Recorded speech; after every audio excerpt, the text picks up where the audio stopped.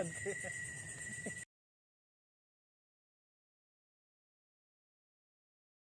Saan ka na? Ginasa tapad niya po. Tunit eh. Nasa namang electrician naman dyan. Repair lang, kung ba? Basta yan mo pa picture ito nun. Ayan, pwede rin. Bisa dito ba?